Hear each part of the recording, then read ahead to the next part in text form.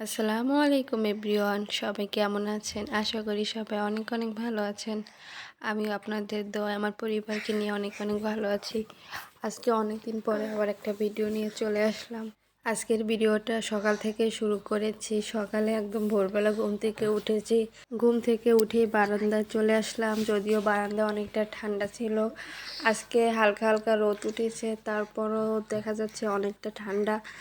এসে আমার পাখিদের সাথে একটু দেখা করলাম। সকালে ঘুম থেকে উঠে আগে ওদের সাথে দেখা করে নেই, ওদেরকে খাবার দিয়ে নেই, আর ওরা তো অনেক খুশি হয়ে যায়। আর যেহেতু অনেক ঠান্ডা, এর জন্য দেখি যে কীরকম আছে ওরা, ভিতরে লাইট দিয়ে দেই।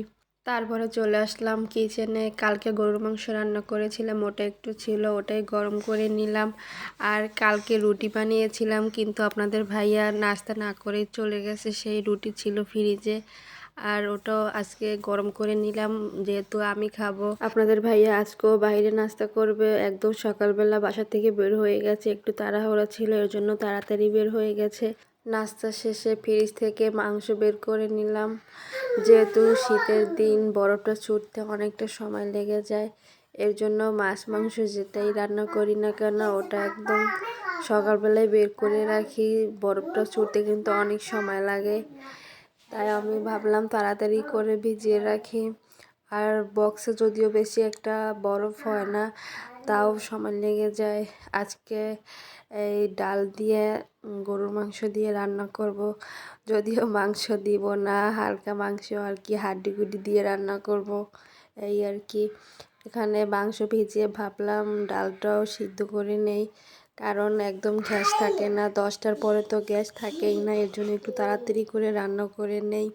ডালটা সিদ্ধ বসিয়ে আমি আসলাম শাক কাটতে। কালকে রাতে আপনাদের ভাইয়া লাউ শাক কিনেছিল, ওটা রাতে আর কাটিনি, ঠান্ডা দেখে ভাবলাম সকালে কাটবো। আর লাউ শাক কাটতে কিন্তু অনেকটা সময় লাগে, এর জন্য সকাল সকালে কেটে নিচ্ছি। ওখানে রান্না বসিয়ে দিয়েছি, এখানে শাকও কেটে নিচ্ছি, একসাথে দোনোটাই হবে। যেহেতু আমি একা মানুষ, একার হাতেই সব করতে হবে, এর জন্য আমি সবসময় এভাবেই কাজ করি। আর শাক তো আমি খুবই পছন্দ করি, আপনাদের ভাইয়া অনেকটা পছন্দ করে, কিন্তু বেশি একটা আনা হয় না শাক। আর লাউ শাক, কুমড়া শাক এটা তো খুবই কম খাওয়া হয়, এটা যেহেতু সবসময় পাওয়া যায় না। এখন তো শীতের সিজনের জন্য সব সবজি সব শাক পাওয়া যায়। যাই হোক, লাউ শাক আমার খুবই পছন্দ, এর সাথে কুমড়া শাকও আমার অনেক পছন্দ।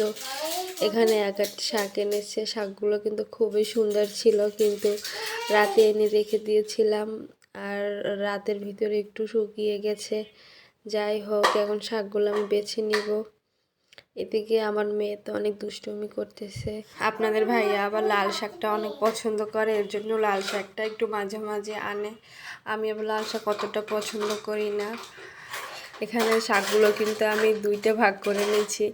দেখা যায় যে কচি কচি শাকগুলি, কচি যে ডাঁটাগুলি, ওগুলি কিন্তু মাছ দিয়ে রান্না করলে বা এমনি আলু দিয়ে রান্না করলে কিন্তু অনেক মজা লাগে, এর জন্য আমি ওগুলো আলাদা রেখে দিয়েছি। কচিগুলো এগুলো কিন্তু আমি রেখে দিব, আজকে রান্না করব না। আর এখন যে দেখতে পাচ্ছেন, এটা আজকে আমি ভাজি বানাবো।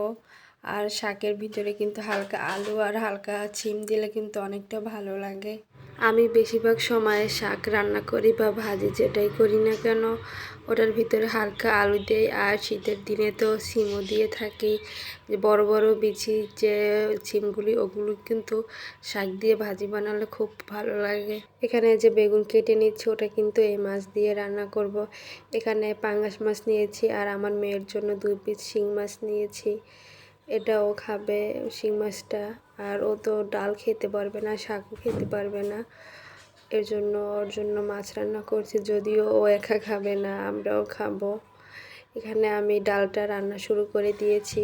ডালটা তো আমি আগে সিদ্ধ করে রেখেছি, এখন মাংসটা ভালোভাবে কষিয়ে নিচ্ছি।